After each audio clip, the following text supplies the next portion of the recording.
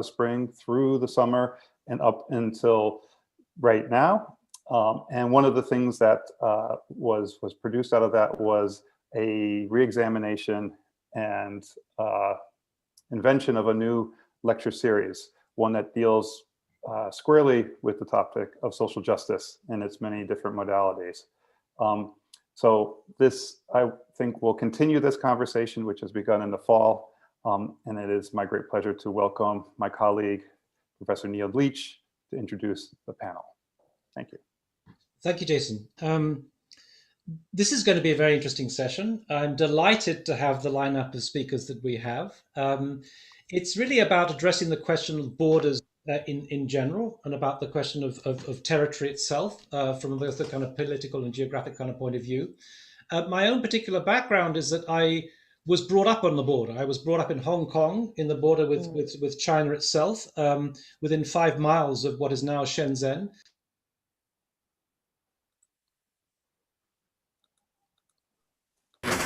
Neil, you are muted. Sorry, okay. Did you hear anything? No. You went out for a little bit. Okay. Shenzhen. You talk about Shenzhen. So, and subsequent to that, my father, who was in the military, was stationed in Germany, which was then divided up with the Berlin Wall. And in 1989, of course, the Berlin Wall came down, and shortly after that, I organized a conference in Bucharest, Romania, about what was called Beyond the Wall, about what to do after the wall itself. We now find ourselves in a very interesting situation with a huge kind of debate going on about the southern border wall with Mexico. So today is an opportunity to really create a dialogue between, as it were, two different walls, between different approaches, and to discuss the different, seeing the walls from different perspectives. I'm delighted by the lineup today. At the last moment, we were able to welcome Rael into the group, which is a fabulous thing to do. So just briefly, I'm not going to say too much about our speakers, because I think what they say will say more about their interests than what I can say by way of introduction. But to start off with Anna. Anna is a graduate of UCLA and now teaching at Yale. She was part of a Digital Futures panel discussion looking at the Amazon, which is incredibly interesting, the kind of question of borders there. Teddy Cruz is an architect teaching at the UC San Diego, and he and Fonna, who is herself a political theorist, have been active for some time now on the Mexican border. In many ways, they are the kind of authorities on that thing, on that issue. Ron, Rael, and Virginia San Fratello have hit the headlines recently with their extraordinary installation, the pink seesaws, that no doubt we'll hear a lot about on the southern border. And of course, Ron has this fabulous book on the border wall, which is extremely amusing and very entertaining. And I can recommend it to everybody. Doina Petrescu is an old friend from long a while back. She studied in Bucharest, at the same university where Daniel Bolojan was a student, Iominko. And subsequent to that, she went to go and study in France, first of all under Jacques Derrida, I think possibly the only architect studying under Jacques Derrida, and then completed her PhD under Helen Sixou. Since then, she's been teaching at the AA and now is teaching at the University of Sheffield. Constantin Petcou is the other part of the Atelier d'Architecture Autogérée. My French was okay there. And both Costin and Doina took part in this original conference that I organized in Bucharest that came out as in the form of the book Architecture and Revolution. So without further ado, I would like to invite Doina to, there we are, fantastic. We're all showing our books now. To invite Doina to start our presentation. Thanks a lot, Neil, and thanks everyone who's sharing the session with us. I'm trying to share the screen now. Okay, and here we are. Everything is fine. You can see my screen? Yes, fantastic. Okay, great. So, so I will speak also on behalf of Constantin Petcou, who will join us a little bit later. I think a deadline tonight. And also on behalf of our practice that you have mentioned, Atelier d'Architecture Autogérée. that has a long history. It started, behind the wall or beyond the wall, as you call it, I think one has to speak about politics of location, and one speaks about borders, and I will speak a little bit about the politics of location of our practice, thinking about location in feminist terms, which means also geopolitical location, but also a location as object of imaginary relations, and I will try to show how these were related in our case. So geopolitically, we started 40 years ago, beyond what was metaphorically called the Iron Curtain. And the Berlin Wall, of course, was the physical materialization of this, a symbol of this Iron Curtain, of the a wall that was felt by us indirectly through its multiple effects, a wall that we internalized, or we had to internalize, and we tried also to resist it by keeping, by all means, the connections with the other side of the wall.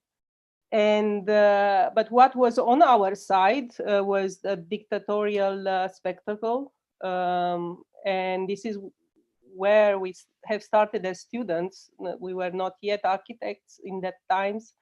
And it was a hard political context in the 80s, which was dominated by the omnipresence of power and the way it expressed in space. And of course, we felt, what Foucault called the biopolitical power, that because the bodies, as you can see, but also our life was directly the object of power.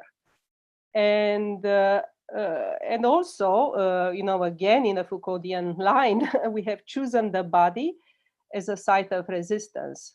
So this was the architect role was played by the dictator, of course, and this is what happened with architecture at that time.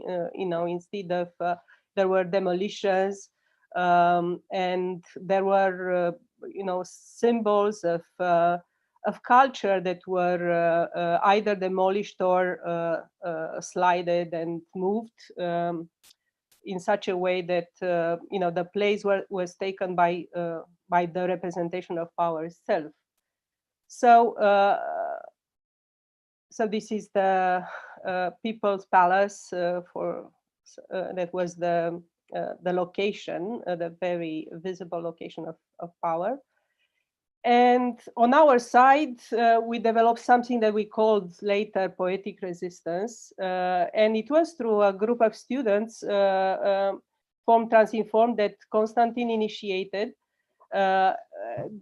It was a sort of school within the school, and it was done in this deeply prescribed context of Ceausescu's. And somehow we try to resist, this physical space of representation through performance and through other ways of doing architecture. So we have organized a series of processes and practices that held somehow the possibility to create and enact another reality, and also in which we can experiment. So that's why we have chosen the forest, for example, as a place for experimentation. And of course, we wanted to make another world where it would be possible to live, to breathe, to dream. And we started with this poetical invention of another school and other ways of teaching and learning, that in which we will restore first the dignity of ourselves. I think it was very much about this, about feeling as creators, still feeling as creators. And these are some of the experiments. I won't go, because it's a lot to say. I won't go into detail to explain what were them about. There were also critiques of the current situation, but there were also genuine experiments with form, with with relationships. And we understood them also. These are in demolition, for example. It was again a quite daring way of addressing the issue of demolition through performances.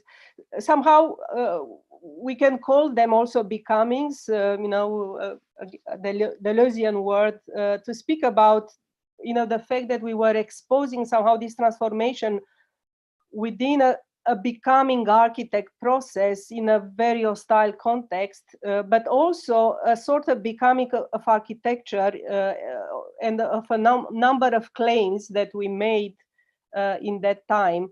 And one of the claims was around the body and the power of the body to create architecture. So we had developed a number of clothing architectures, working with choreographs and artists, and imagining, again, a sort of critique of the architecture that we would see in everyday life.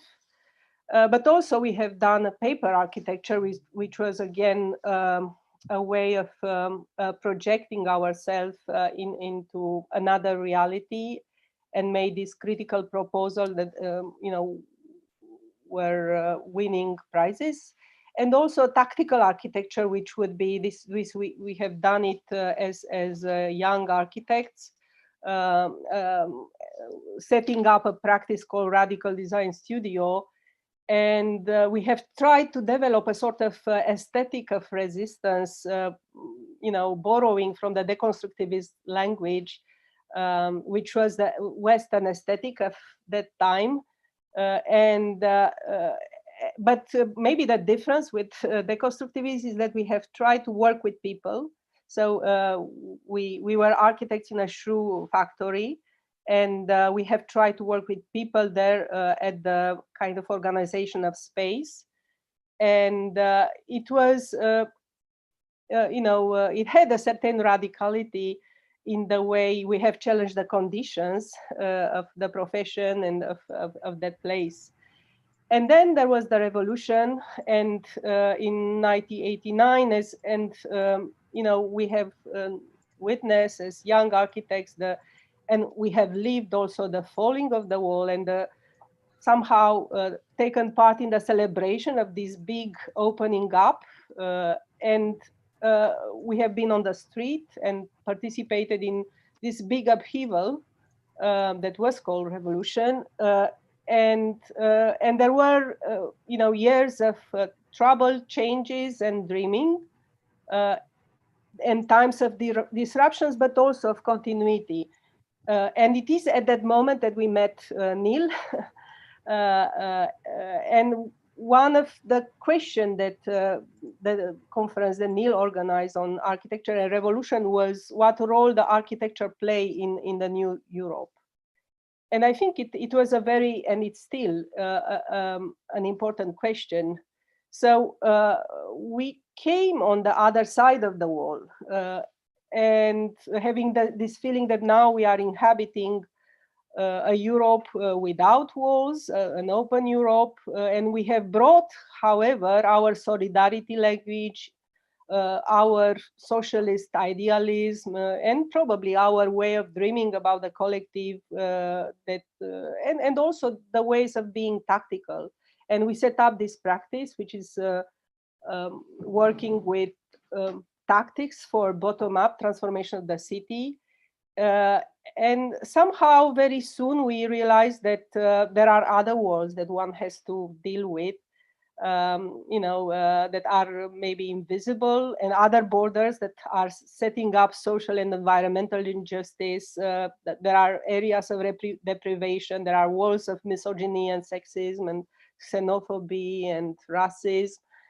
And we have chosen somehow tactically to work in some there where we can address these walls. So in areas of deprivation, these are zones urbaines sensibles in Paris, and we were setting up a practice that is concerned with this bottom-up production of space, and with the claims that the inhabitants can do and the residents, the citizen at the end can make in this society. And these are a series of projects that we have done following more or less this approach, working in suburban areas in order to empower citizens to have access to space that they will self-manage. So this was EcoBox, and the tactical approach would be this one: how to obtain space and what architecture you can propose when you know that it's a temporary use.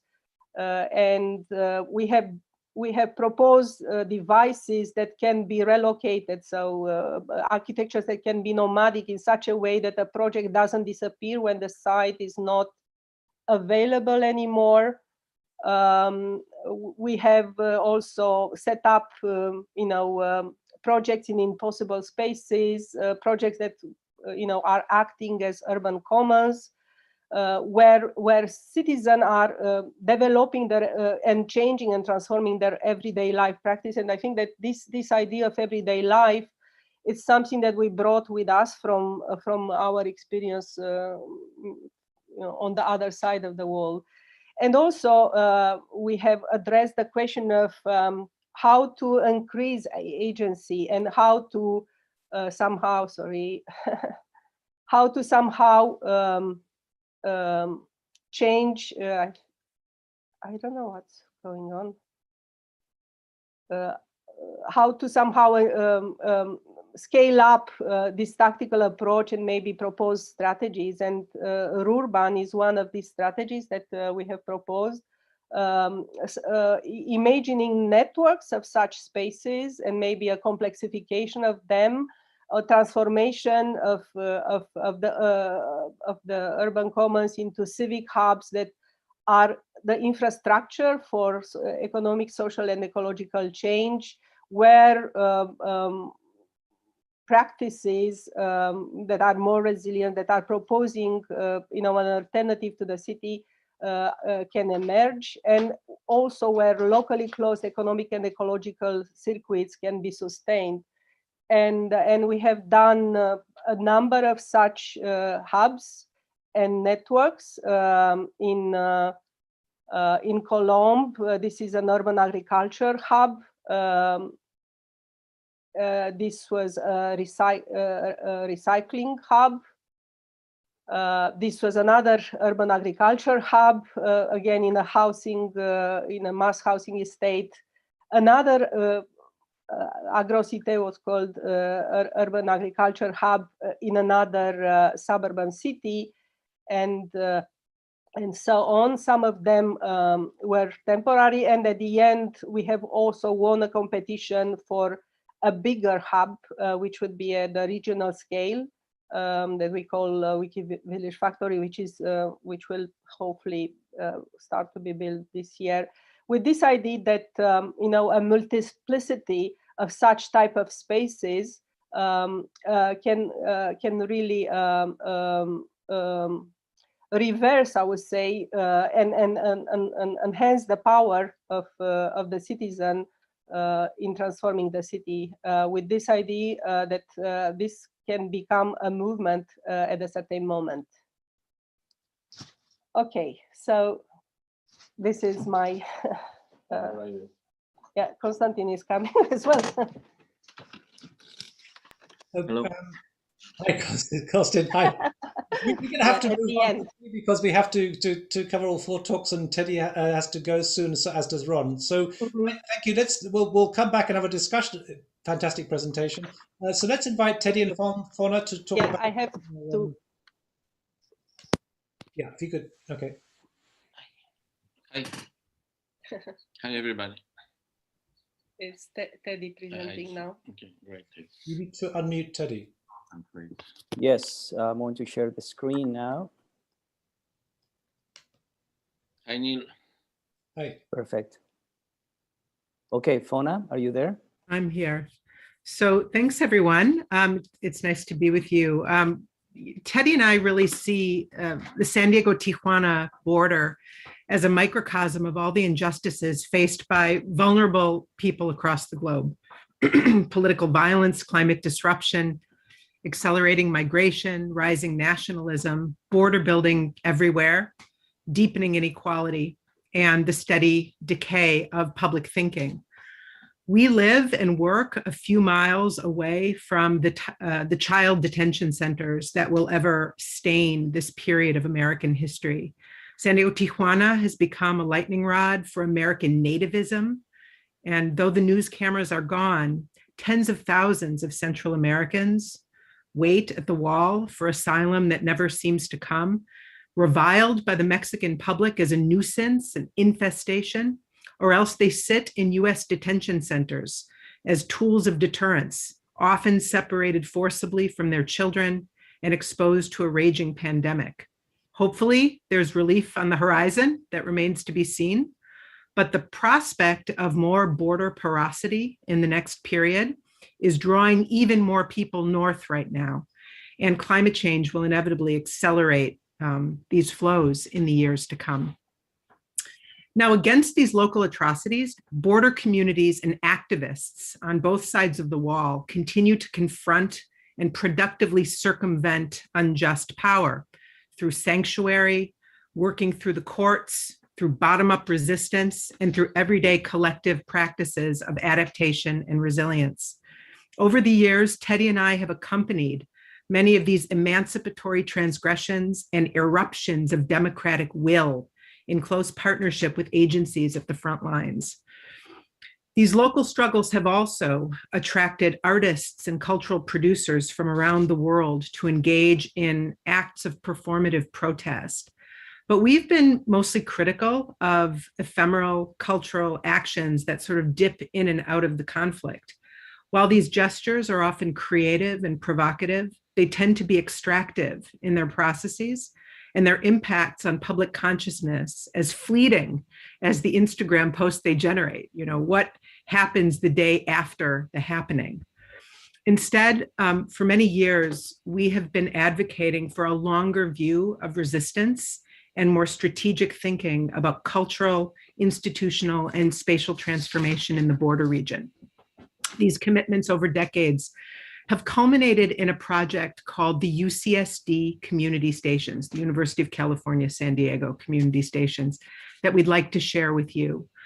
Essentially a network of public spaces on both sides of the border that we co-developed with border communities to share knowledges and resources. We have 4 of them. Each is designed, funded, built, programmed, and maintained collaboratively between our university and a community-based organization. There's so much to say about them, but 2 of them in particular straddle the border wall, and we'd like to share them with you here. Yes, for us, urban justice requires not only the redistribution of resources, but also the redistribution of knowledges, demanding also that we design as architects the physical systems, but also the protocols for inclusion simultaneously. The community stations are both a collaborative education platform and a model of shared urban intervention. We, in fact, claim that the economic and programmatic power of the public university, our public university, should be leveraged for communities to develop their own public spaces and social housing. Again, there is no time here to share more, but only 2 of these stations would be important to communicate. The UCSD Casa Community Station is a partnership with the nonprofit organization Casa Familiar, a 30-year-old community-based social service organization.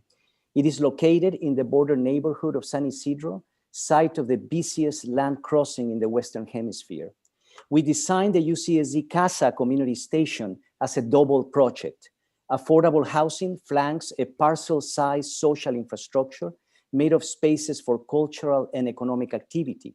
The organizational design of the parcel through a system of linear stripes with a variety of small-scale buildings performing different roles was also a deliberate strategy to mobilize diverse financial streams to fund the different building typologies. Leveraging programmatic investments by the Mellon Foundation, to support the educational, cultural, and research programming between the university and the community. With our partners, we were able to secure additional funding by the Park Foundation and Art Place America to build the social service infrastructure. This in turn enabled our partners to qualify for a $9 million development package with municipal subsidies.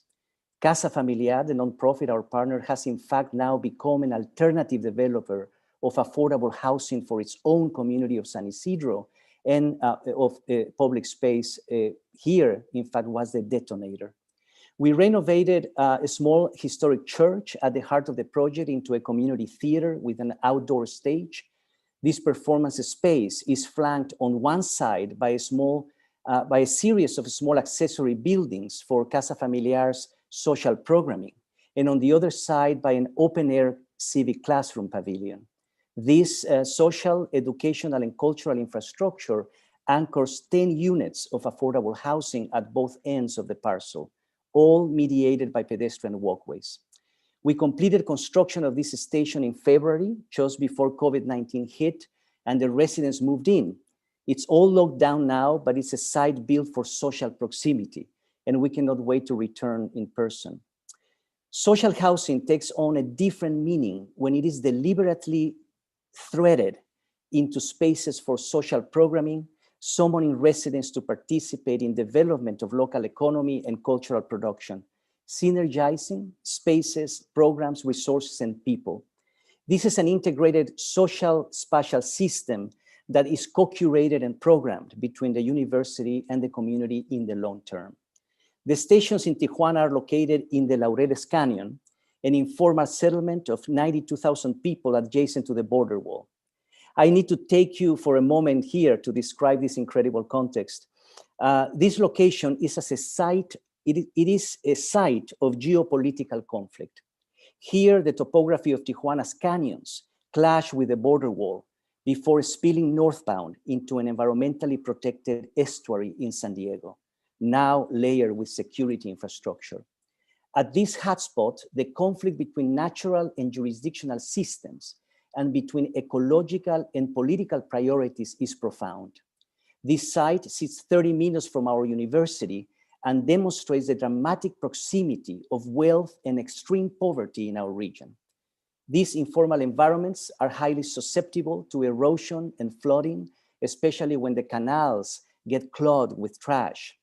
Laureles Canyon lacks water and waste management infrastructure, so much of the trash, along with tons of sediment, flows upstream, ending in the estuary, contaminating this binational asset. Here, the border wall is in fact an artifact of environmental insecurity. In the last decades, 70% of the open lands in Laureles Canyons have been lost to irregular urban growth.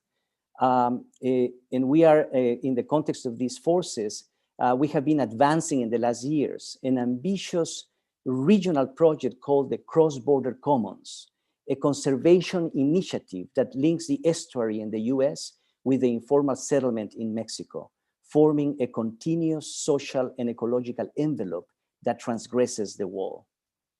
Another important contextual note here is that Laureles Canyon, our laboratory here, has been the site for our research on informal urbanization. As we have documented over the years, the informal settlements of Tijuana are built with urban waste from San Diego, recycling architectural parts to construct habitation and infrastructure. This is a typology that we documented a few years ago. So over the years, we have experimented with factory-made materials, speculating how they might be adapted into acupunctural frames to structurally mediate the recycling of waste. Because Tijuana is a city of multinational factories that prey on cheap labor, we have proposed an ethical loop where factories invest in emergency housing. Here, we are finally inside the factory, Mecalux, a maquiladora that produces lightweight metal shelving systems for global export, adapting its prefabricated systems into structural scaffolds as armatures for informal housing. We have tested a variety of prototypes and configurations illustrating how top-down institutional resources can support the bottom-up creative intelligence of informal urbanization. Now to the station itself. The UCSD Alacran Community Station is located in the most rugged, precarious, and polluted sub-basin of the canyon. It is a partnership with Embajadores de Jesus, a religious organization who began a construction of a refugee camp to provide shelter, food, and basic services to hundreds of Haitian and Central American refugees navigating unjust asylum processes in the US and Mexico. With the help of the skilled migrants, they began building their own emergency housing. We have established a long-term partnership with them to co-develop a community station here.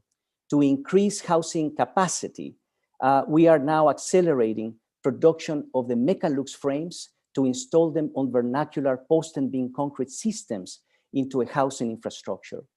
The housing scaffolds will be built first, leaving the interiors as planned open systems equipped with utilities to support incremental live-work configurations. These envelopes are the seeds for an evolving sanctuary neighborhood to be infilled through time by the immigrants themselves. To sustain the construction process over time, we are designing what we call the sanctuary economy, embedding refugee housing in spaces of fabrication, training, small-scale economic development. We have assembled a community-owned construction co-op with a tool library, wood and metal machines, and a couple of trucks and tractors. This project will complete, the immigrants will complete the construction of this site and remain operational for future construction jobs across the canyon.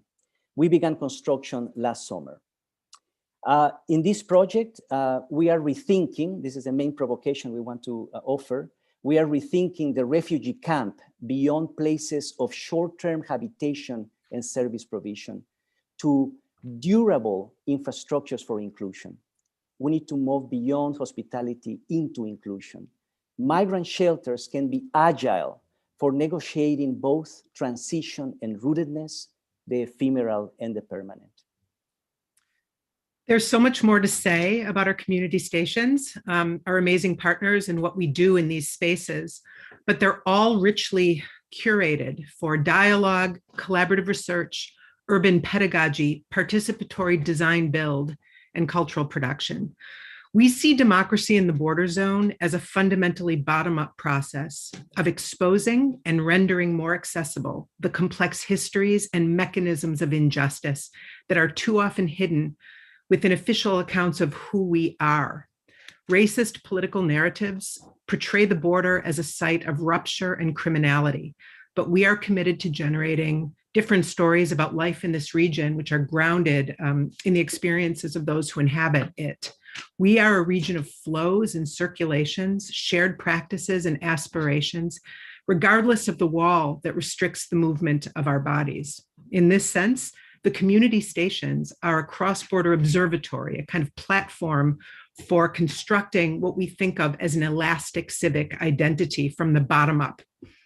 With our partners, we curate unwalling experiments that dissolve the wall, using visual tools like diagrams and radical cartographies to situate border neighborhoods within broader spatial ecologies of circulation and interdependence, from local to regional to continental, and ultimately to global. We see elasticity as a civic skill, the ability to stretch and return between local and more expansive ways of thinking, to understand one's challenges within broader dynamics and processes, and to envision opportunities for solidarity and collective action beyond walls. For example, and by way of conclusion, our visualization project called The Political Equator traces an imaginary line from San Diego, Tijuana, across the planet, forming a corridor of global conflict between the 30 and 38th parallels north. Along its trajectory lie some of the world's most contested and violent thresholds, which you can see in those red dots. Visualizing the political equator along the climatic equator below in green was an astonishing discovery for our practice, because the ribbon in between them, give or take a few degrees, contains our planet's most populous slums, its sites of greatest natural resource extraction and export, and its zones of greatest political instability, climate vulnerability, and human displacement. The collision of nationalism, climate catastrophe, and forced migration is the global justice trifecta of our time. But as we said at the beginning, these dynamics always hit the ground somewhere and are experienced by people locally in everyday places like ours. Thank you. Thank you, Fonna and Teddy. That was incredibly powerful. We have to move on very quickly. We'll have discussions afterwards. I want to invite Rael to share his screen. Ron.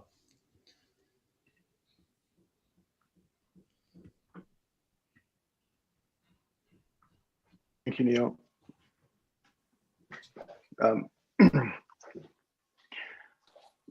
I'll just begin by, you introduced the book a bit, Borderlands Architecture, which is a biography of the wall of the US-Mexico border. And this is a book that tells stories about the construction of the wall and the consequences of the wall and the spaces that and people that have been endangered by the construction of the wall. But this work stems from a larger part of my practice, which looks at an idea of the expanded border or the expanded borderlands. And it's central to where I am coming to you from right now, which is in southern Colorado and northern New Mexico, a region from where I am indigenous. And this is a unique landscape because it is bordered by 14 and 13,000 foot mountains and straddles the border between Colorado and New Mexico. But prior to 1846, it was the northernmost frontier of the Mexican Republic. And for me, there have been lessons to be learned about being indigenous to the borderlands, but a historic borderlands, and what lessons could be learned in thinking about the contemporary borderlands, and how can design play a role in shaping those borderlands. And so I'm going to present a number of projects that I've been working on. In this landscape where I am now, the history and legacy of that historic borderland still exists. And I'm currently working on a project of restoring and bringing back to life 9 adobe structures that have been constructed since the end of the Mexican-American War, when this region was occupied permanently in about 1855 is the oldest building. And that includes my own home, my ancestral 5-generation house made out of the landscape itself of the borderlands. And I use this site as a site to teach indigenous and traditional building practices to a larger audience. And I also use it as a site to think about indigenous and traditional foodways as well. And this particular endeavor, which I began to construct a series of what we call hornos, or earthen ovens, is a project that has developed now to involve migrant shelters along the US-Mexico border. I don't know if you can hear this sound. Can you tell me if you hear this sound? No. No. Okay. Well, it's okay if you don't hear the sound of the video. I'll drop a link in the profile. But what we're doing is we are going into migrant shelters all along the US-Mexico border and introducing design through establishing areas for toddlers, for education, and the construction of these large-scale earthen ovens. And this is a project that we call Pedacito de la Tierra, and it's a little piece of home, is the translation in English.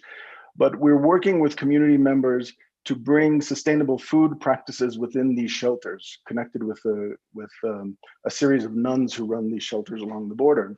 And so in the video, what I hoped you had heard is that they're asking the nun what we are building. It's a small documentary film. There's, what are you building here? And she doesn't say that we're building educational facilities and areas for toddlers and ovens for food. She says, what we're building here is we're rebuilding people. We're rebuilding them in order to allow them this moment of reconstruction of themselves, their emotional selves, their physical selves, because they've been on long traumatic journeys.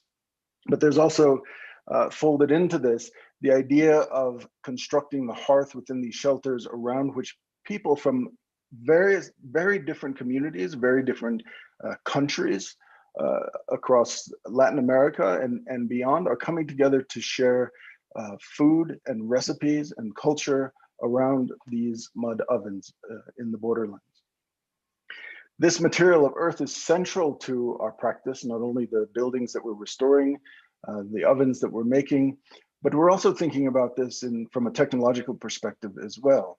And we've been involved in quite a bit of research around additive manufacturing and thinking about how we might conceive of earthen construction in the 21st century, particularly using robotics and at a very large scale. So for the first time 3 years ago, we completed the development of a robot that one could carry out into the borderlands on just by hand, plop it down in the middle of anywhere, and dig dirt from the site in order to create functional buildings and functional potteries within the traditions that have existed in this landscape for thousands of years.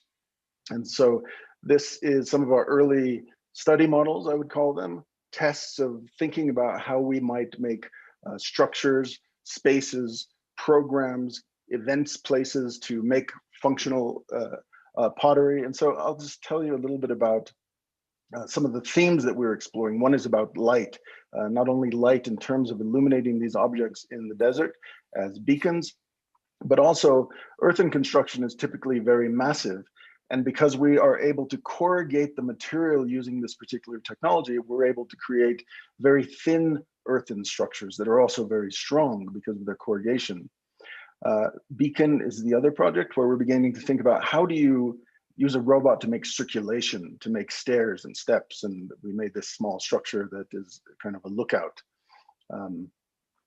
We created kilns in which we were making functional ceramics using the same soil in the tradition of Pueblo pottery,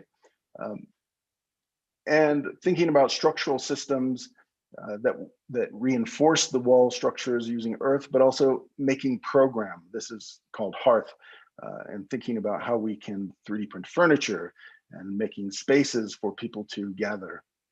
And so I'm just going to give you a walk through our studio in the Borderlands, which is really the place where we relocated from California during the pandemic and during this time of COVID. And so we've moved our practice into this landscape to experiment and to think about how we might, again, make the Borderlands a productive site for experimentation and design. And so those are some of the projects that we're producing. This one, the most recent one, is thinking about how we might make a trabeated structure, something that approaches a dome where we're not using lintels to make an opening in a door or to possibly enclose the structure. We're kind of conservative in this case, thinking about that. So we embarked on a project called Casa Covida. So this is a house in the time of COVID, but Covida does not mean COVID. Covida means cohabitation. It's a house for two people. It's 3 volumes. One volume is a place for 2 people to sleep. One volume is a place for 2 people to gather. Another volume is a place for 2 people to bathe. It's on a very remote site to test the idea that this technology could be moved into these sites and fabricate spaces that are comfortable, that are elegant, that are beautiful, that build upon the traditional craft practices of place. And these are recent photographs of this project that we plan in the coming months to build habitations in both Juarez, Mexico, and in Nogales, Sonora. While we were doing these experimentations several years ago, we had also relocated to this to our homeland.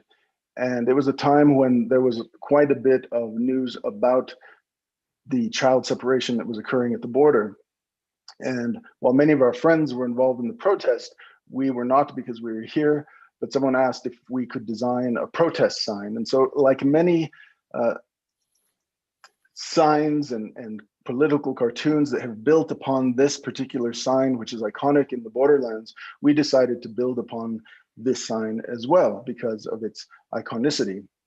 But in our investigation of the origins of this sign, we discovered that this particular sign had a very interesting history in the Borderlands as well, and in the expanded Borderlands of New Mexico. In fact, the designer of this sign, whose name is John Hood, was a Navajo graphic designer working for the California Department of Transportation, and he was tasked with designing a sign to warn motorists, oncoming traffic, of immigrants who may have been dropped off on the side or the middle of the road and run across so that they would not be hit by vehicles. John Hood saw the plight of the immigrant today as that of the Navajo during the Long Walk, and so he felt that there was an empathy and even an activism embedded in this sign. He thought a little girl with pigtails would be someone that drivers would empathize with the most, and he used the silhouette of the head of the civil rights leader Cesar Chavez as the head of the father in the sign. And so we simply wanted to build upon the genius of this sign and made one simple move, which was to turn the families to face each other and use reunite. We shared this open source. People began to download it, to use it in protest in California. And then we had the opportunity to bring this sign back to the highway in ways that we would not have imagined earlier. It became part of the Four Freedoms campaign, which is the largest art campaign in the world, and it will return to the highway in the form of an enormous billboard that hundreds of thousands of people could see to bring attention to this issue during that time. And it continues to be used. You can see this hung at the Cathedral of St. John the Divine in New York City on 110th in Amsterdam, and people continue to download this sign, and there's an artist who's putting these signs all up over Los Angeles right now. And there's this idea of how one smuggles in design and art into the institutions where activism is not present. And so it was very controversial, but to have this sign be the facade of the Johnson Art Museum during the time of an exhibition about art in the Borderlands. So in the book that is a biography of the wall, there are several illustrations that come in the form of models and drawings. And one of those drawings was called Teeter-Totter Wall. So the idea behind this biography is to look at the nearly 700 miles of wall that are constructed between the United States and Mexico at enormous cost, and to think about the stories that emerge from the construction of that wall and illustrate them. And so there are many, there's about 40 different stories that are related to the construction of the wall. Some are more metaphorical and some are based on actual accounts. This is a particular illustration that spoke to the border being a literal fulcrum between US-Mexico relationships, the equalities, the inequalities that exist between labor and trade and migration on the border. And so this was one of the drawings that was produced in 2009 related to that particular story. And here's the model of that teeter-totter as well. Over the years, there were many people who asked if these were proposals. And in fact, they weren't proposals for the wall, but again, illustrations of these events that were occurring because of the construction of the wall. However, this particular illustration often caught a lot of attention, let's say. And there was a point where we began to be asked by art organizations along the border if we would construct this on the wall. And so we made propositions to cities, and they often embraced it, but the Border Patrol always said that no, that this was not going to happen. But we decided that we would want the teeter-totter wall to exist as an object in the world, since there was this momentum behind it. And we did design a way that the teeter-totters could be inserted into the wall. We chose a particular site. We thought about the design implications, and we had the teeter-totters manufactured in a small metal shop in Juarez, Mexico, in collaboration with an art collective there called Colectivo Chopeque, who's a group of architects, artists, philosophers, poets, And we also thought about how would we smuggle in art and design to the border wall? How would we install this, in fact? We thought about the arrival times approaching the wall. If someone came to the wall carrying an object from the US side or the Mexican side, how long would it take for Border Patrol to arrive? We measured those. We thought about how we would attach it to the wall. And in all of this time, we actually never thought that we were going to install it on the wall. We just thought that it would exist in the world because we had been told no. But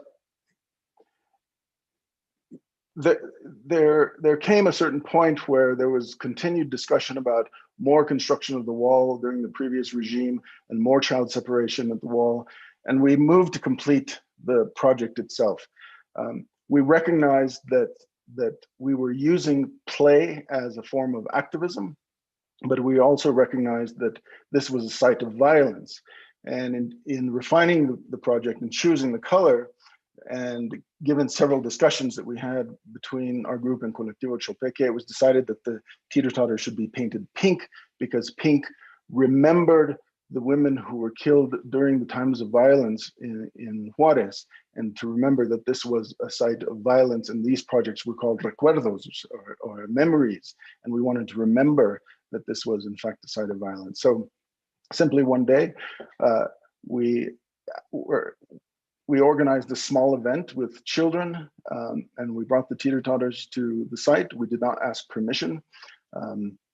We asked the families and communities that we've been working with there for 10 years already in Anapra, and within minutes, because the village of Anapra pushes right up against the wall, we had communities and families participated in this very small event on the border. And what in retrospect we think about, which was very powerful, is that within this, actually the amount of time that we predicted that Border Patrol would arrive, they stood their ground, and they simply asked what we were doing, and they pulled over to the side, and they watched, and they smiled, and they took photographs. Within a few minutes later, the Mexican National Guard arrived, heavily armed, asking what we were doing. And we said we were having an event with children, and they too stood their ground. And there was an amazing space that was formed at the wall. It was a space controlled and governed, and a sanctuary space made by the women and children who were participating in the event. Because the wall itself is public space. And this was an opportunity where the people of those communities could control that public space themselves. And this project also presented a different narrative of the borderlands.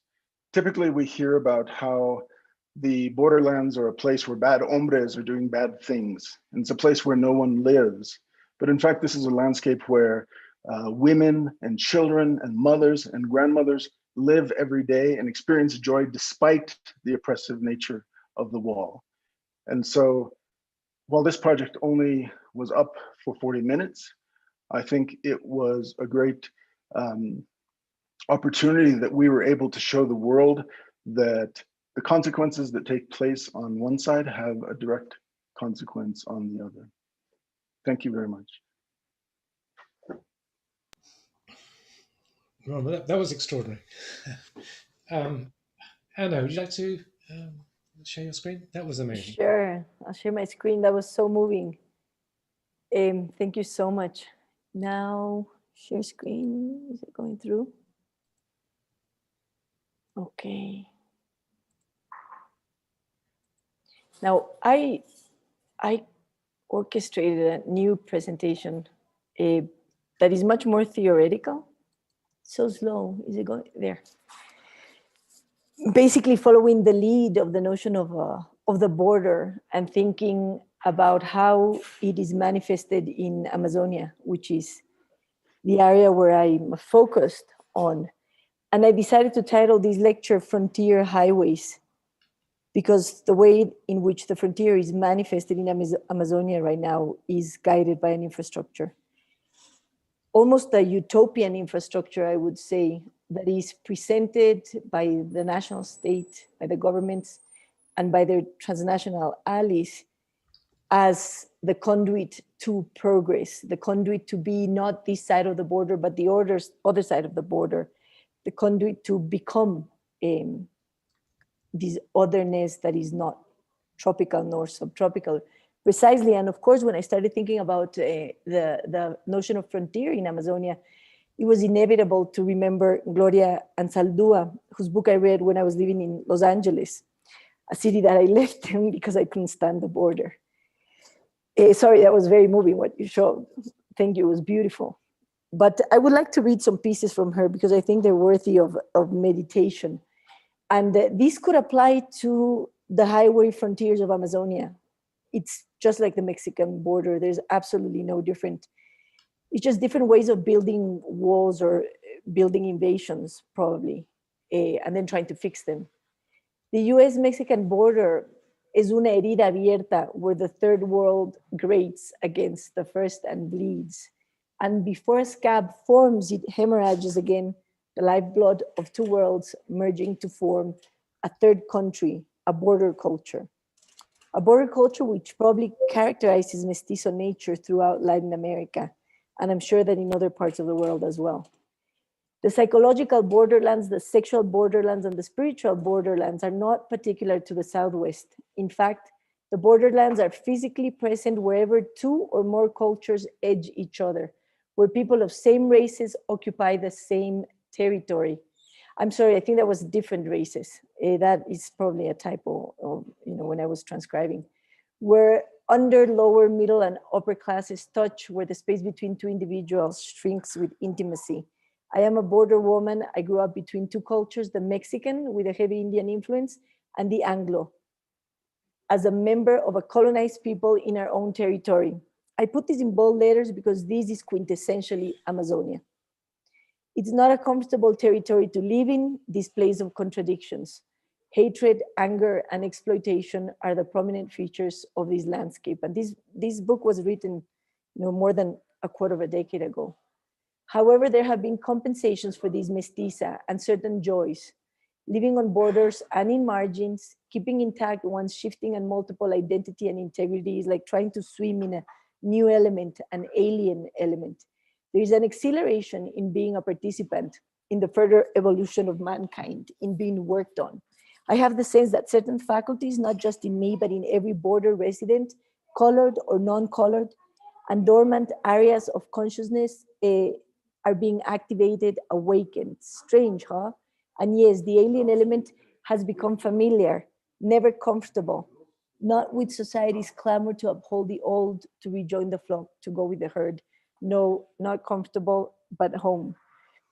I don't think I can, I'm sorry that there's a bit of noise in my house. I'm in a borderland between the domestic and the public right now. I guess that there's no other book that more beautifully addresses, from my perspective, more poetically than Anzaldúa's La Frontera. And thinking about this frontier in Ecuador, when Neil proposed me to join this panel, I was reading this book, Frontier Road, Power, History, and the Everyday State in the Colombian Amazon. I have been reading books about roads and highways in Amazonia for a while. I know that architects are not the ones who are in charge of doing infrastructures, but when you study Amazonia, infrastructure becomes an unavoidable topic of architecture. And of course, the scale of it is not just regional or continental, it's global. And Simón Uribe addresses the issue of the borderland in Amazonia beautiful. So I will be referring to some of the concepts that he touches upon. But in tandem, I have been taking a course at UCLA as I try to finish one of the chapters of my dissertation, which is titled Transportation, Land Use, and Urban Form. And I'm thinking about the relationship between transportation, land use, and urban form in Amazonia, which since modernity, since developmentalism, and this notion that the third world has to progress and develop and reproduce and import the technologies of the temperate areas, highways have spearheaded these attempts at development in the interior of South America. And the highways have, of course, deeply transformed land use. They go hand in hand, But that land use is basically a deforestation, which creates also huge land speculation. It advances all sorts of frontiers, the agribusiness frontier, the frontier of extractivism, which is different from sustainable extraction. And the urban form that has decanted since we've become obsessed with this form of modernization is basically self-built collaterals of extractivism. Amazonia is 80% quote unquote informal in its urban approach. But one argument that Uribe makes in the book, and I completely agree with him, is that this notion of frontier that we apply today in every book that we write in the West about Amazonia, and I think we need to start questioning the word, even because calling it a frontier is showing one side of the perspective, but from the perspective of the others, it's an invasion, simply, and it should be named as such. But this notion of the frontier is one that is born precisely with the discovery of the Americas in 1492. Discovery, once again, that is privileging the perspective of Europe. And this map that I pulled out from Wikipedia, it's showing the Spanish Empire at its peak, and of course it's flawed. The Spaniards had not conquered that territory. They were exploring it. They were founding missions. They were founding cities. They were doing all sorts of things, but they hadn't penetrated it completely, as this map may imply. But in a way, the Americas have been, and Africa, of course, as well, and other areas in Southeast Asia, have been the front lines of this conquest. The New World, in and of itself, was conceived as a frontier. And it has simply been moving this line. And at the core of this invasion is the doctrine of discovery, which was enacted in 1493, 1 year after the Europeans started invading the Americas. And it basically establishes the spiritual, political, and legal justification for the colonization and the seizure of land not inhabited by Christians. Of course, the doctrine of discovery has already a history in Europe. It's not something new. The Europeans had already been quarreling with the non-Christian areas of the world, and there was already a notion that you were justified to crusade against them and to conquest, and that history from Europe was simply transferred into this new frontier that was found across the Atlantic. So we have this doctrine of discovery at the root of the notion of frontier, and another two concepts that lie at the core of the notion of frontier are the notion of terra nullius and of terra incognita, no man's land, and the land that is unknown, but unknown to whom? And of course, it's not a no man's land. And in the US, it acquired the shape of manifest destiny. And in the US, I've been studying the US lately. This is sort of like the painting that depicts that idea. And it's not a coincidence that the frontier has been moving in the Americas from east to west, precisely because Europe is in the east. And this is the conquest that has been brushing North America from east to west. But then in South America, I'll show you the pattern has been a little bit different. But this idea that, again, it's almost like a God-willed destiny that all lands should be conquered and that the Native Americans should be pushed, displaced, kicked out, and delegitimized. And of course, this book is famous, The Frontier in American History, where Frederick Jackson Turner already lays the ground for this understanding of regions like Amazonia as a frontier of all sorts. Now, what I would like to state, of course, is that this land is neither virgin, and specifically I'm going to now focus on Amazonia, not the Americas in general. In the case of Amazonia, this idea of the virgin land is being completely, unraveled by archaeology, by contemporary archaeology, which is accumulating evidence that demonstrates that Amazonia was highly urbanized in pre-Columbian times, just like Mesoamerica, just like the southern US, just like Central America, just like the Andes. Amazonia was a network of cities that were interlinked. The autonomy was strongly related to the city in pre-Columbian America, and these cities were more of a constellation of agroecological urbanisms, and they were everywhere in the Americas. But of course, and these are just some images just to show you in the venue of Bolivia, I don't know why my arrows are not working, and I'm very sorry because I'm trying to do this with a mouse and it's not working very well.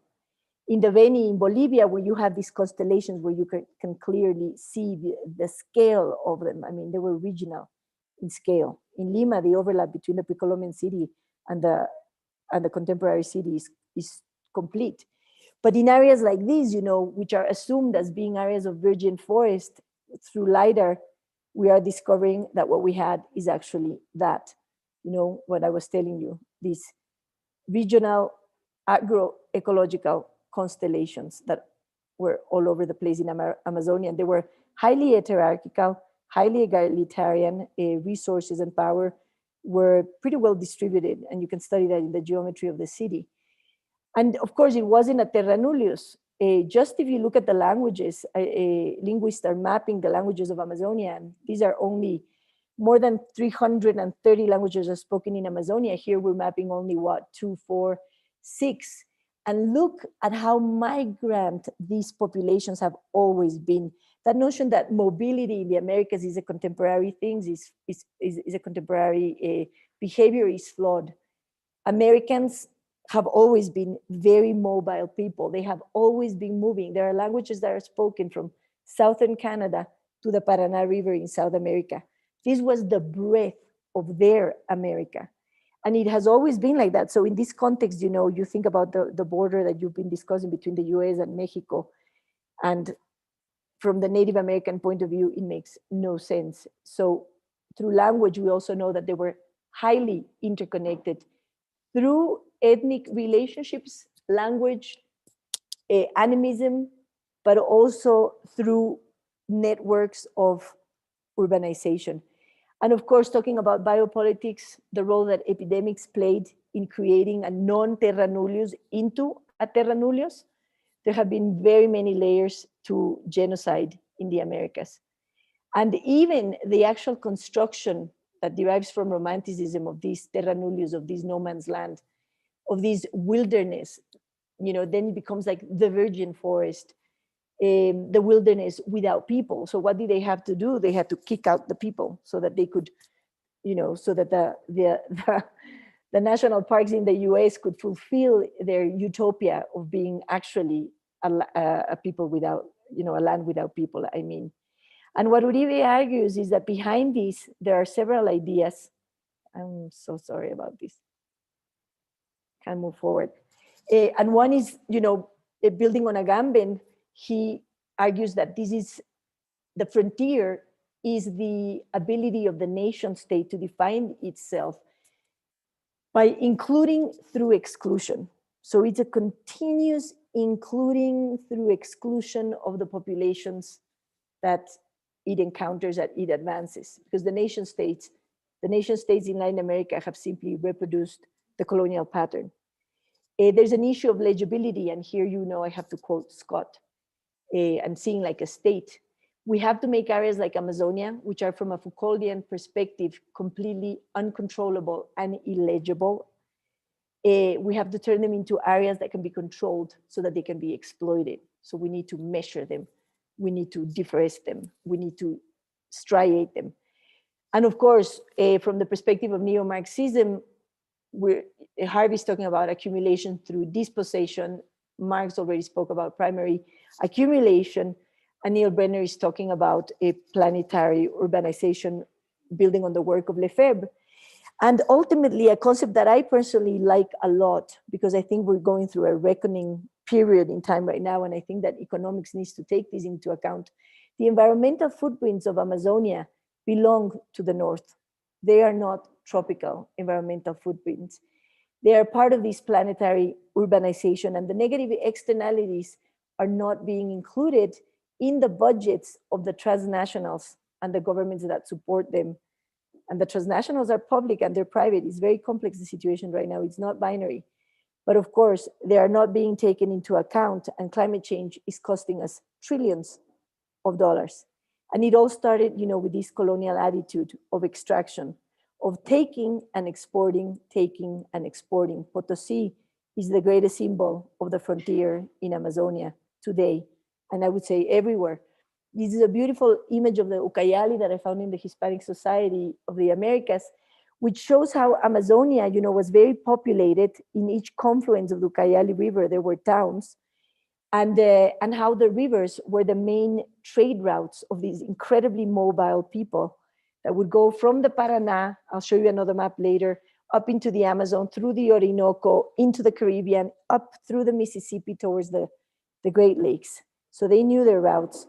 And I've been looking at as I was telling you, transportation infrastructures as they relate to, I want to show you the rubber boom pattern. That's the rubber boom pattern. So for example, in the rubber boom pattern, the North needs cars. They need rubber for the tires. Where's the rubber? In Amazonia. It's a plant endemic to Amazonia. So there was a huge boom and a huge monopoly that was exporting mainly to England, other parts of Europe, and then to the United States through the Atlantic. And what you see here is how the patterns of extraction of the seringueiros in Brazilian Amazonia functioned as these sort of flowers of evil that would doom people. This is very Foucauldian, around this panoptic space where they would accumulate the rubber in the center. And then the intermediaries would come to the ports, these little entrepots here. They would take the varadouros, which are like raised wooden decks, and then they would go from each core of each flower of evil, so to speak, back to the port to trade the rubber out into the main ports in the Amazon arteries and out through the delta into the Atlantic. And that's the land use that he created. That's the kind of urban form that he creates, that it's still pretty riverine. But then again, in our desire to become the North, to become the temperate areas of the world, we had to build railways. And the Madeira Mamoré was a huge failure.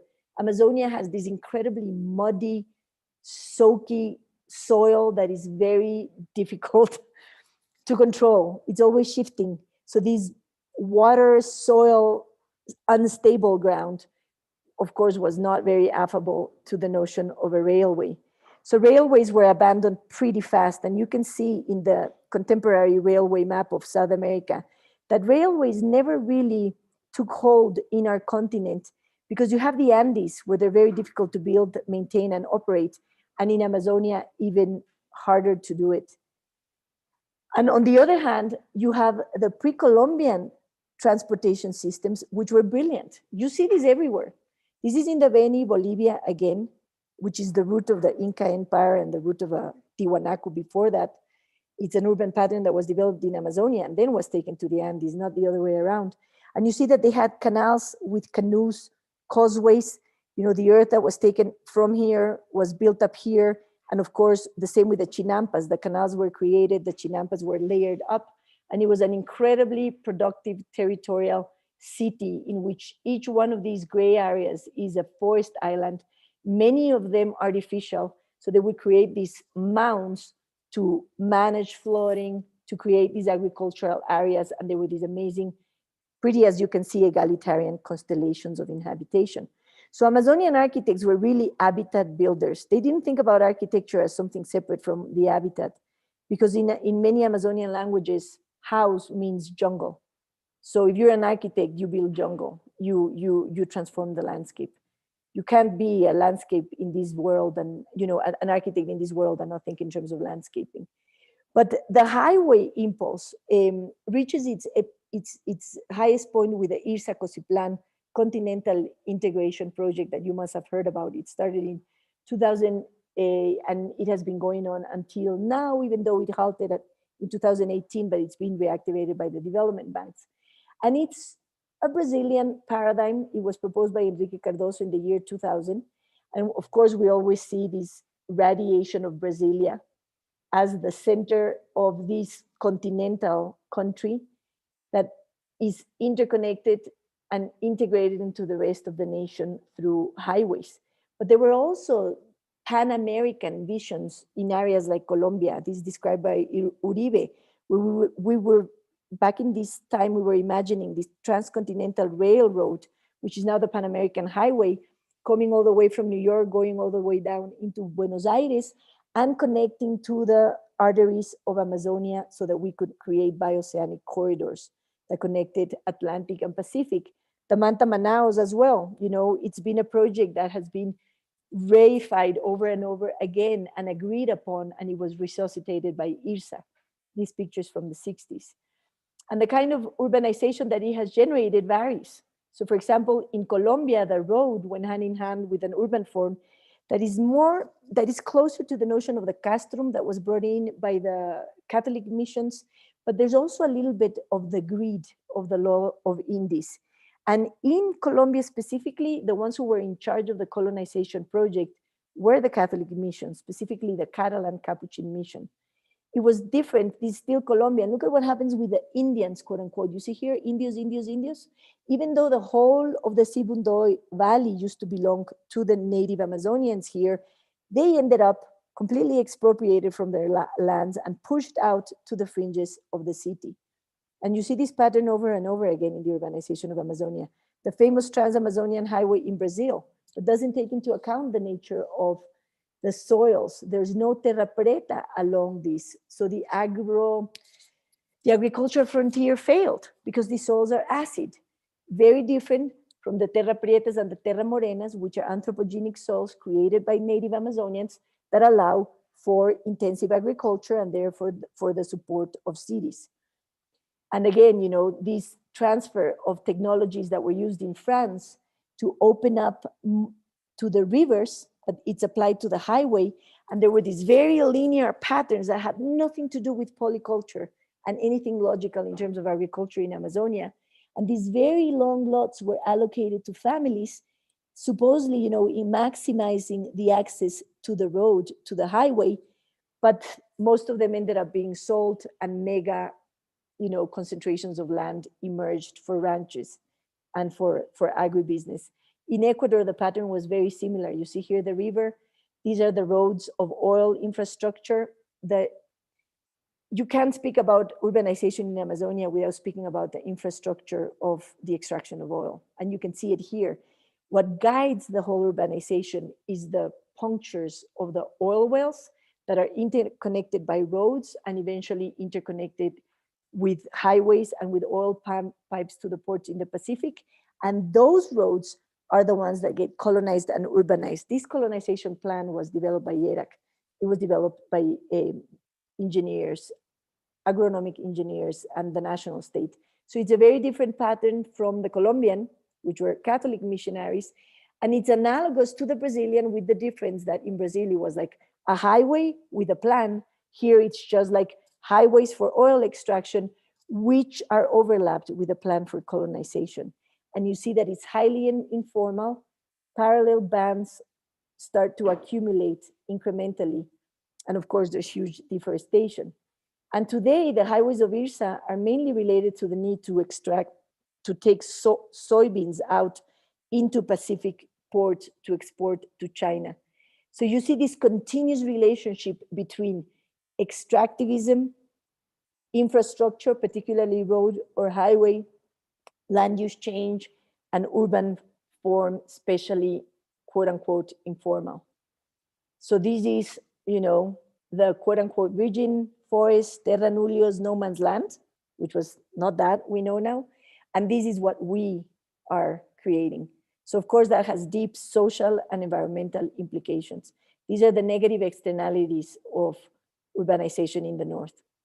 And the contamination is beyond belief, and nobody's paying for it. Nobody's remediating this. It would be too expensive. The business wouldn't be business anymore. So the business depends on the frontier, depends on the inclusion through exclusion, and oil blocks in the Amazon in South America are proliferating as we speak. And the same is happening with mining and with other industries that I can't talk about because I'm running out of time. I think I'm over the time, I'm sorry. So of course, these are highly militarized borders. The Colombian border couldn't be more violent. That's probably the most violent frontier in South America, but not that the other ones are much better. But the road has also been a conduit for resistance. All the Amazonians of Bolivia gathered to come out, protest another highway, and they used the highway to reach La Paz, to say to the government that they didn't want another highway in Amazonia. And just to end on a positive note, because of course we're architects, we want to think about what's the way out of these and not just remain stuck in diagnosing the issues.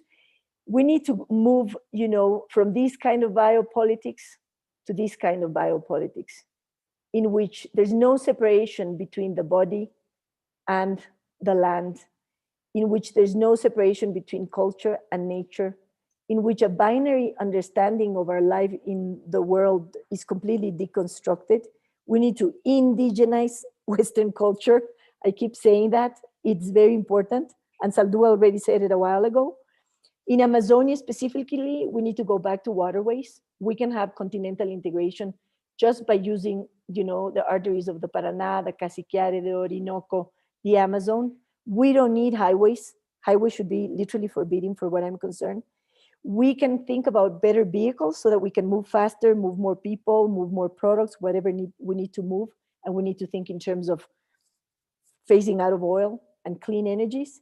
These are canoes that are being built by the Achuar with a foundation in the Ecuadorian Amazon. Why not think about cable car systems that go above the canopy and don't destroy the canopy? And in terms of this is a little project that I wanted to show briefly, because what I'm doing as an architect is that I'm starting to think in terms of politically and economically decide where I source my materials. And I'm trying to work with the communes from Amazonia as much as I can, especially in interior design projects. But at the city scale, we have Mexican landscape architect Mario Sherhan reviving some of the traditions of the pre-Columbian period, rethinking them, and building these amazing blue and green infrastructures that fulfill their functions incredibly well and environmentally so. So, with this image, I just want to end, and I'm very sorry if I took more time than I should have. What time is it? 3:24. That was. I mean, we've been treated to a feast of presentations today. There's some fabulous work coming in. Can I just ask? Is Ron? Well, first of all, maybe Teddy has to go in 5-10 minutes. So, do we have any questions for Teddy and Fonna? Yes, sorry about that. Fonna and I have to teach at and we have to get back to our students. Sorry.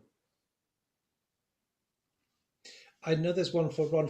I mean, I guess the thing that struck me when I seen some of those images was the kind of the unnatural nature of this kind of physical thing that was cutting across the landscape that otherwise was kind of continuous. And I was kind of struck because one of the things from my background in Vitruvius and so on was that Vitruvius says that architecture is what brings society together. A wall and a roof brings society together. And there's this wall that is just dividing up, and it's seemingly a kind of incredibly unnatural way, the landscape that is fluid, that I think, as Anna was talking about, there's kind of like it's an unnatural thing, and it's an astonishing kind of intervention, and a kind of aggressive intervention in the world around.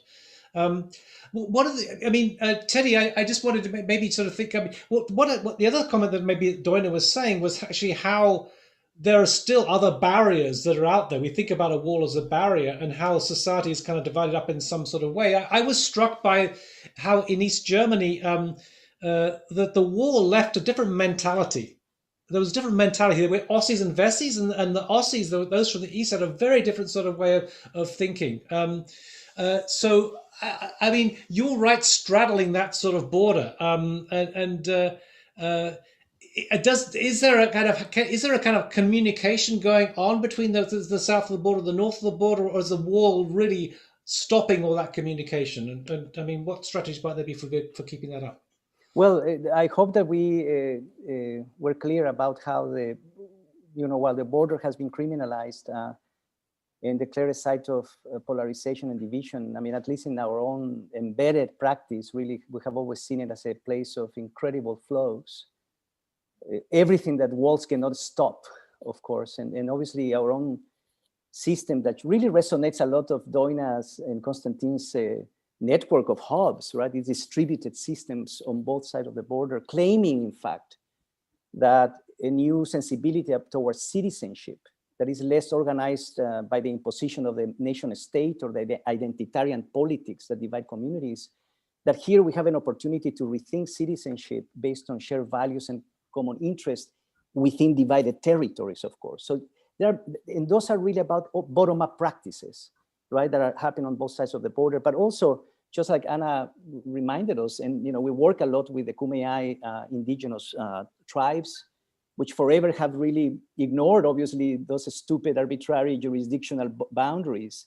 And really in the context, in a very, very relevant and timely context through which we are trying to decolonize knowledges, trying to revitalize our own languages across silos through indigenous epistemologies, this also becomes an incredible site really to begin translating and recuperating a lot of that, all of that memory, but also all of those everyday practices. So yes, I mean, this has been forever. The identities, the hybrid identities of these regions have always been defined by other narratives. And that's what we try to really open up. And obviously, Anna contextualized that in the historical sense. Fonna, sorry, before we have to go, do you want to say something in addition to that? Well, just on the question, I mean, there's so much authentic bottom-up sort of cultural, aspirational connection on both sides of the wall, and lots of communication and movement and flow and all of this. But one thing that we've been really aspiring to in our practice is to find ways to connect people who have interests but don't realize it. Encouraging people to collaborate on issues of mutual concern that are kind of below the radar or invisible. And the environmental interdependence of this bioregion has been really powerful, because really all of the waste and sedimentation from Tijuana ends up polluting San Diego's beaches. And it's amazing how when San Diego's beaches get compromised, people start listening. Well, wait a second, maybe we need to be talking with one another. This, by the way, is true in border regions across the world. We've actually compared our region to other border regions to look at those sort of interest-based interdependencies that can create collaboration. In that sense, we have always said that the border wall not only is a stupid artifact that tries to obviously separate us from the other, but ultimately it's a self-inflicted wound that is really causing huge havoc on those shared environmental systems. So we didn't have time to really open up some of the visualization and research agendas that we have, because that has been what unites a lot of our both sides of the communities. But also, by the way, what Fonna suggests here is that as architects, we need to also begin to, we're very good at preaching to the choir. We need to start speaking to the enemy in that sense. In what ways can we produce the evidence that can really ultimately challenge the stupidity of those policies, obviously. And that has been really what, from the pedagogical, urban, bioregional pedagogical point of view, we were trying to engage with our communities. This is what we meant as we rush through our presentation, by what we mean by elastic civic imagination. And the images and visualizations become political tools to change hearts and minds and so on. And finally, the flows, I mean, we just show one side of the border in terms of the refugee camp, but a lot of these bottom-up practices that we've been investigating throughout the years, the power of informal bottom-up urban dynamics in migrant neighborhoods also is really a device inside the US city. So the positive impact of immigrants in transforming neighborhoods has become for us a very interesting point of research, because that we declare the DNA that needs to be translated and politically represented to challenge the top-down and to dismantle and transform land use and exclusionary zoning policies. So it's a more complicated issue, but I think bottom-up practices, everyday practices embedded in those communities we work with really have been basically the common ground between the two places. Tilly, can I just, before you have to go, I want to just share you a comment that I came across in my research years ago. Franz Kafka wrote about the Great Wall of China. I don't know if you ever went to China, but he made this comment, which I thought resonates with your border wall. And he says that, the Great Wall of China was never very effective. There were gaps in it anyway. It didn't really serve a particular purpose in terms of defense of China, but building of it was intended to bring together the kind of the people that under the emperor, bring them together, and the fear of the other, basically, of the Mongol hordes. It was really about consolidating support for the emperor. That was what Kafka said many, many years ago, and somehow there's a certain truth in that kind of resonates today in terms of the border wall and the debates about it. You demonize the other in some way. Yeah. And our prior, the former administration capitalized on that very well. I mean, build the wall was the most prominent sign that you'd see at all of these rallies. Hopefully we're ratcheting that down now, retreating into something more humane. So everyone, Neil, thank you so much for inviting. I mean, it's so sweet to see Doina and Constantin after many years, and Anna, of course, and Ron. It's so great that you were able to join in the last minute. Congratulations about that. I mean, amazing intervention. And so thank you to everyone. And sorry, we have to leave. Thank you, Teddy. Thank you, Fonna. That was fantastic. Very powerful stuff. I mean, we have a question from Marina for Teddy, who's for Ron, who's just come and joined us. Wonderful. Thank you, Teddy. That was really great. Marina, are you able to? Yes, Neil, thank you. And good afternoon I'm in Buenos Aires, Argentina. And thank you for this amazing presentation. It was a really beautiful presentation, and so necessary discussions that we architects have to need to in this moment. And I believe that in a way is related when we were talking right now about, and the question of Doina about that, I believe is a super important question about what is the role that architects will play. And I believe that this is an incredible question, because in that way is related with Ronald's show about a play. So I will add to your question, Doina, what is the role architect will play in terms of borders? And I believe that this, and just to explain a little bit more about this definition that Ronald made about an artifact that it could be an artifact, the wall could be an artifact of insecurity. And I was thinking about this part and counterpart of the wall. Maybe it's a little bit cynical question, but it's the you present the wall as architecture in the same terms that Cole has made it with the Berlin Wall as architecture is for his Architectural Association's memoirs. So I was thinking about that in the same line that he was speaking in that time a bit about if the horror of the wall is directly proportional to its beauty. So I want to make this question about what do you think that what is the role architects will play in terms of this? What is the inside and the outside of this? Are we going to think a little bit more about this, to define it in a binary way and to define the space that is in between the wall as a way of connection? Or are we going to answer in a way what is contained between the walls, or what is imprisoned between the walls? So it's like in a way to try to ask you if it's the horror of the wall related with this beauty in architectural terms. Marina, this question's for me. Is that right? It's for you. It's for you. It's for you. Yeah. Okay. There's a lot of questions and thoughts in there about.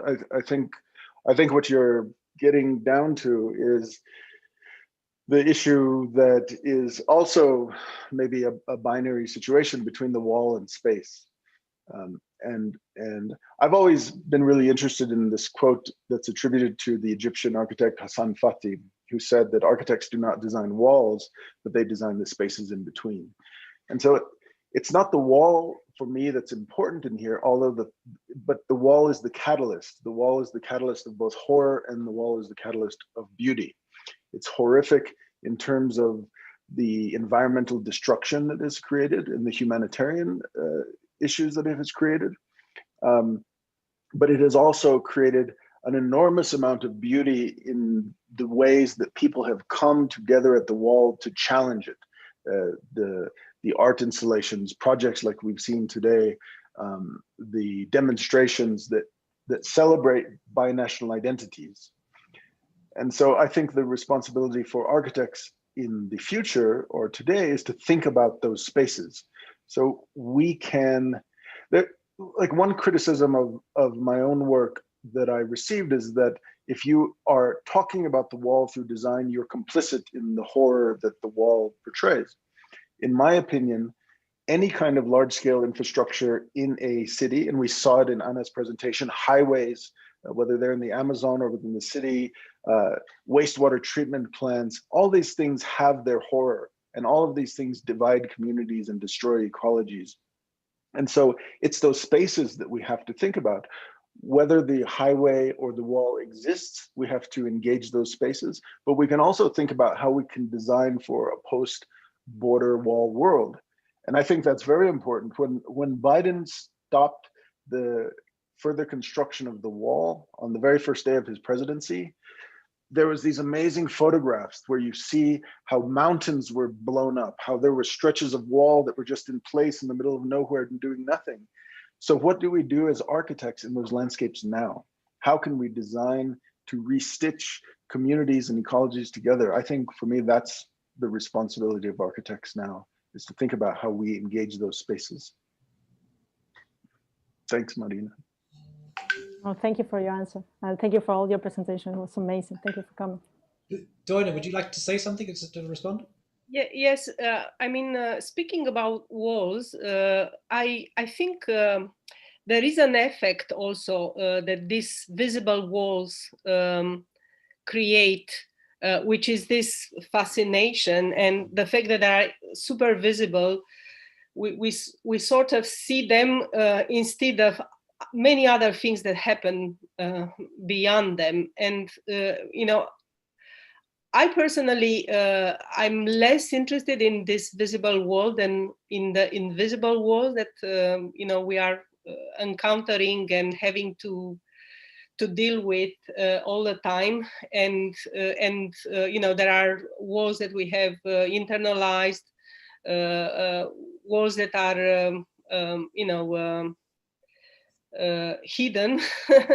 and it's probably, you know, somehow there is a challenge on how to address these ones as well, and how to make them visible, how to speak about them, how to be, you know, how to imagine architectures for them, because there is, of course, it's interesting to also address the very visible ones, but you know, what about the others? And I think this, at least for us, this was a big concern all these years.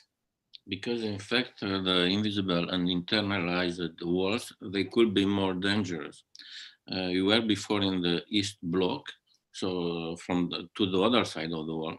It's a little different with the other practice. So it was very difficult to have a practice. It was a lot of projection, imaginary projection about the idealistic world in the West countries. And after the wall, after the finish of the Cold War, we discover other faces of the capitalist and and today, without the wall in Europe, and you discover a lot of internalized and invisible wall, and in the same time a big tendency to a consumerist capitalism in the East Europe after the disparition of the wall, and this is in a way more difficult to be. It's more dangerous and it's more difficult to be to fight against, because the people, they are not conscious about. They are not. It's not a visible presence, not a physical one. They are completely in the interior of all of them, and so in a way, it's a more difficult situation.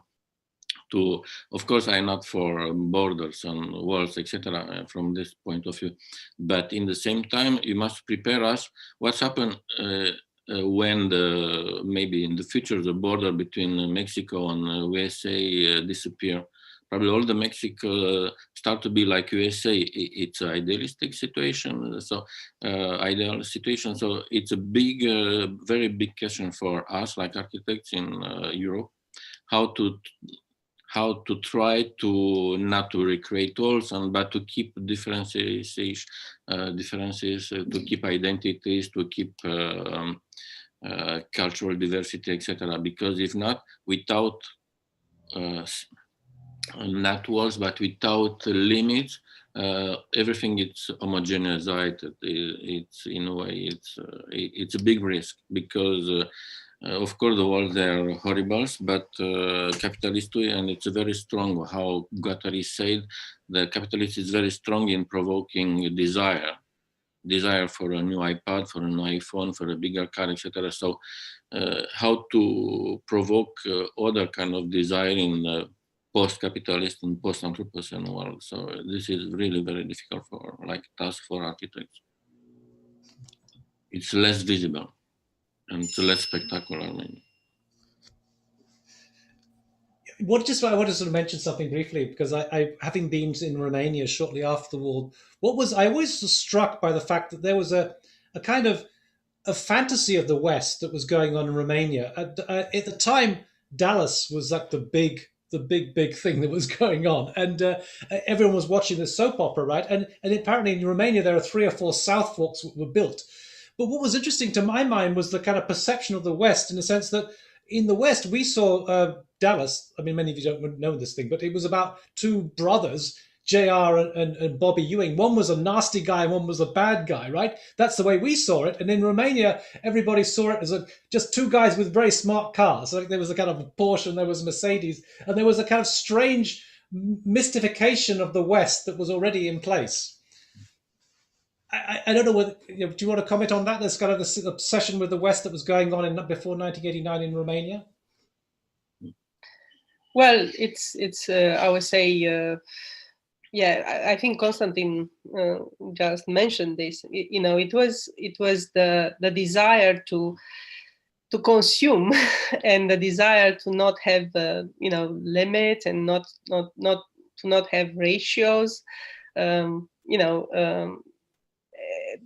To have a comfortable life. It was, as peculiar as this for many of us at the time. And this, fantasy of freedom, which was, of course, very politically. Yeah.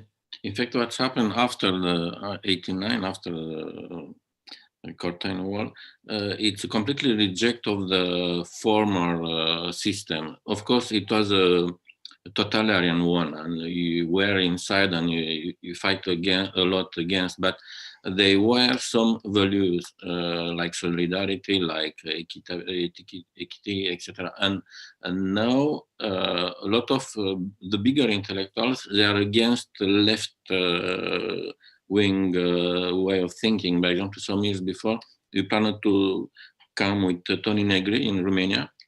And a lot of friends of ours, they tell, don't come with Tony Negri. It's really a terrorist left thinker. So, and the bigger thinker in Romania, they remain in this position. So it's very difficult to fight against this kind of within this binary way of thinking. Yeah. But from in the last year, we started a national platform in Romania. So they still they appear new people with new ideas. So there are new generations that are much more open, and they travel, so they return. So it's important. Can I just put something to Ron, because I was just wondering, it's more a comment about your seesaw thing, which I thought was such a beautiful gesture. And that is, there's an essay by Georg Simmel about, it's called The Bridge and the Door. It could be the wall, right? And it's the bridge is what connects what is disconnected, and the wall is what divides what is connected. And what I thought was so beautiful about the seahorse going across is you saw the kind of interdependency of one regime on the other, in the way that Anna was talking about in terms of her, the North depends on resources. in a bit south of the border and so on. And there was this kind of sense of that we are connected, and there is an impact that a literally very tangible impact you get from the seesaw effect. Yeah, I think the reason that project resonated with so many people around the world is that it wasn't specific to that place. It wasn't specific to just the border wall and the people who were experiencing that day, but there's a fundamental generosity to that particular piece of playground equipment, right? Your joy, your pleasure is entirely dependent upon the generosity of the person that's sitting on the other side. And I think that resonates with people all around the world. It's not, there's so many ways that we can think about these binaries or these dependencies that exist across the border, or the barriers that put in place. But I think that one, you know, when I reflect upon it and I read what others write about it, it's the all the metaphors that are embedded in it, and it's this idea of generosity and sharing that is important. Go ahead. Oh, I'm sorry. I was wondering if I could ask a question. No, that's good. I was about to ask students to ask questions. Thank you, Maria. So thank you so much for these presentations. I love that we're learning all about this just because it's very important. Anyways, I don't know if I missed this, so I'm sorry if I'm repeating myself, but I heard you're talking about invisible walls. So it makes me think about, I'm kind of doing a little bit of research right now on refugees, like in the, like from Bosnia, like Syria, all over the world. Like, and I know that some of these projects are concentrated like in the Mexican and America border. I'm rambling. Anyways, my question is, there's so many refugees and most of them are kids. And when you look at Bosnia trying to go up to the left, which I'm sorry, I'm forgetting the country right now, they have no homes. Like there's literally no borders, but they're trying to escape their homes and they're in the snow without shoes and they're just sleeping there trying to cross over, but they still can't. And not because of this literal wall, but because the country's like holding them back, not letting them in. So how unrealistic, or is it realistic enough for us to be able to help all these refugees, whether it's in Myanmar, all these countries, like we have refugees everywhere. How can we help? Like, is this realistic? Because these families are living in camps, temporary cities for 16 years. They can't have an education. They can't do this. How realistic is this for us to be able to help? Thank you.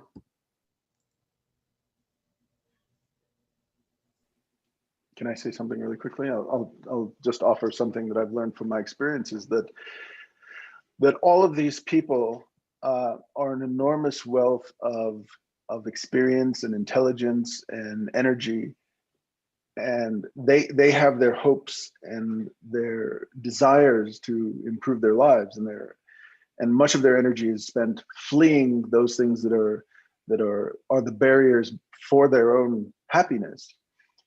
And in the project Pedacito de la Tierra that we're working on, it's really about just simply allowing them to empower themselves, because they have been put in a position where they've been disempowered and they feel that they do not have any power. And so what I've learned from the project, in just making that simple mud oven that is a really, basic thing, is that suddenly they realized, oh, we have the power within the shelter to make things that we want.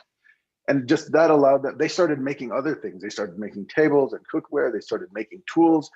They didn't even know that they were empowered to do this until we just came and simply said, yeah, we're going to do this. What do you guys think? And when they were given that and power to think about other things other than what they were leaving, that allowed them to imagine a way forward. So I think that's part of it. It's not about giving a gift that say, okay, we're going to help, we're going to fix a situation, but it's about going in and making them recognize their own self-worth. I 100% agree. I was reading something that said that IKEA partners up with UNCH, I think they are. And then I was reading something else, and if you get the community together and you get the kids to start building together, they start learning. I think that's a way to give back. And then to start teaching them how to kind of like keep this community going with safety, sanitation, education, and learning along the way. So I'm happy we're on the same wavelengths. So thank you. Let's have another question from the students before we got 8 minutes to go. Could I hop in, Just Neil? to add a small point about this. So in our case, they were people from Africa interested in our practice. So and you were really happy about this because what you do, it's a way to deconstruct the how to say, the richness imaginary about West country, and to rebuild another imaginary with other values in order to be possible to be built in the South country. So it's very important to develop other kind of architecture, like do you know about arte povera, maybe to have architectura povera, so less technologically, less with less money, etc., in order to be possible to be, but in how to say, to be really a good one and with interesting ecological use, etc., and in the same time to be able to provoke another kind of imaginary possible to be developed in South country, and with us or without us, to develop. It's what Bruno Latour he said about the post-Anthropocene, how to build a post-Anthropocene society, and European and West rich country, they are really responsible about this, because you are a rich country, you are in a rich country because you are educated, and you have a democratic system in our country. So they are not all the people in the world in this situation. So all the educated people like you and like us, you have a huge responsibility, historical responsibility to do this. If not, it's too late, and you risk a big collapse. You know. Sorry to be so direct, but so you have possibility to do this with a good shape, with a good way, with reducing, mutualizating, recycling, composting, etc. I was just wondering, just to hop in, I don't want to be too specific, but and I apologize for that, but I am curious, Ron, about your co-authors, your collaborators, the actual designers of the wall, because we have to admit that it's a strange wall. It's not a a piece of precast concrete that blocks absolute view. It is porous. It's, I guess, I believe it's been referred to as a fence. It's a kind of cage. It's prison bars, and all these kind of nefarious things make for your collaborators. And I imagine you've written about it, but I wonder if you could talk about your collaborators on your project. Well, I don't think they're my collaborators. For one, I'm not collaborating with them.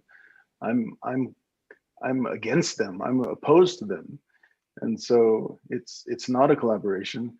It is something that's been placed in the way, and we are trying to go around it. We are trying to dismantle it and to destroy it. So this idea of a collaboration with I don't understand it.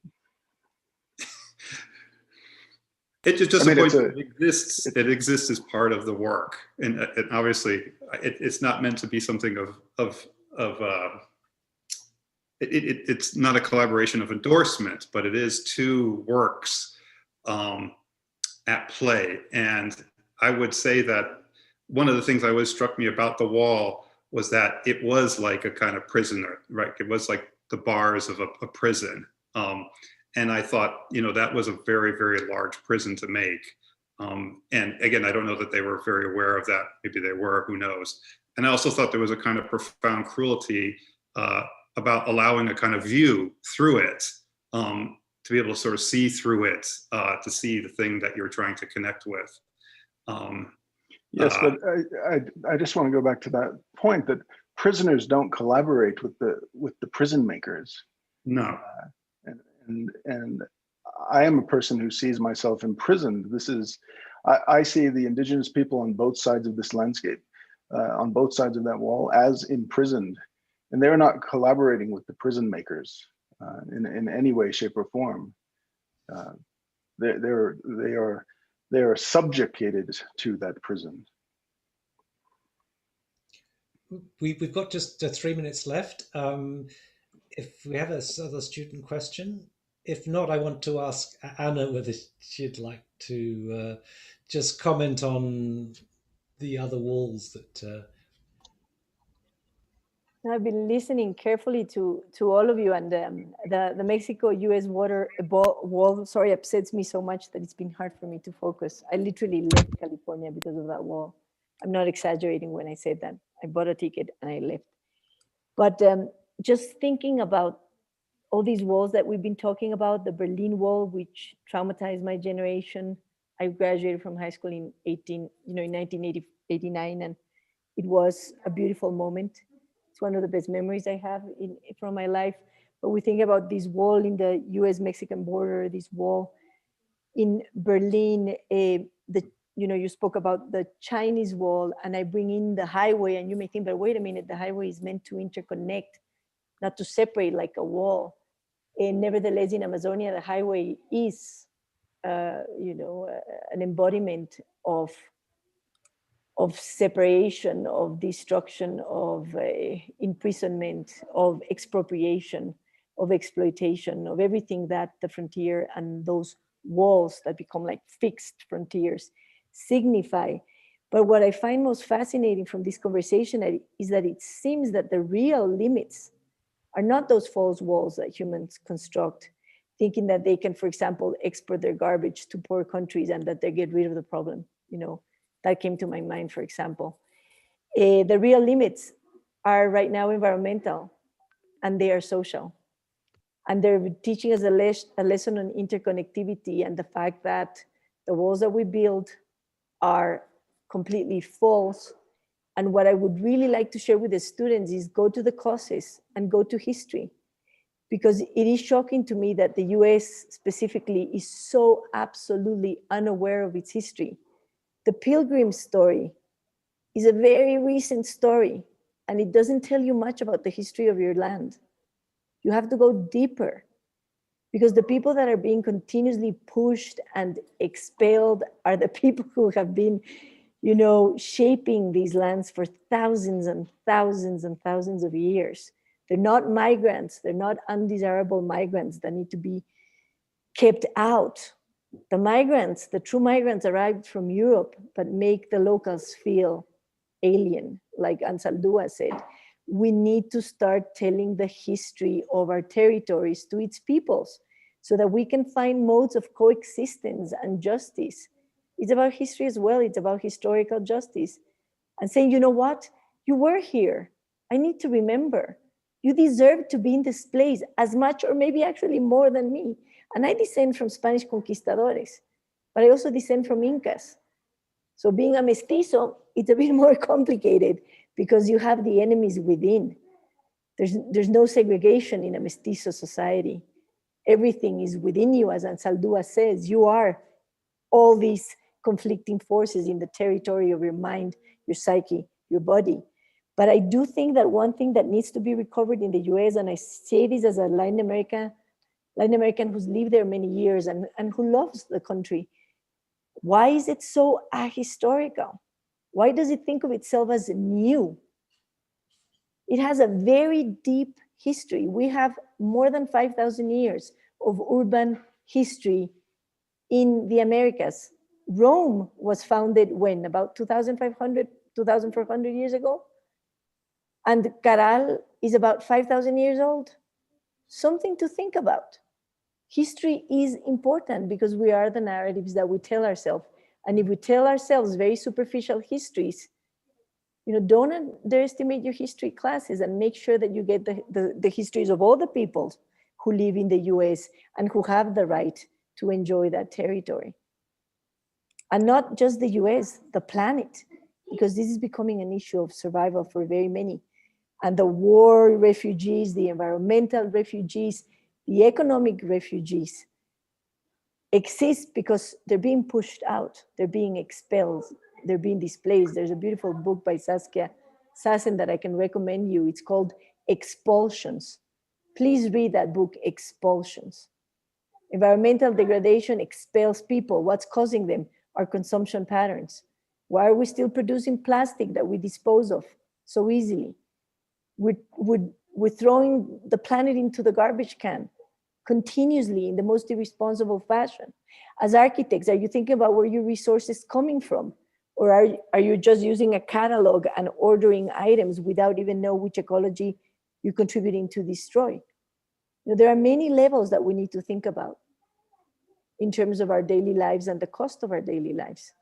Because the change is, I personally think that the greatest responsibility is in the North, because this is an immense environmental footprint that we're having to bear with, and it has dreadful social consequences.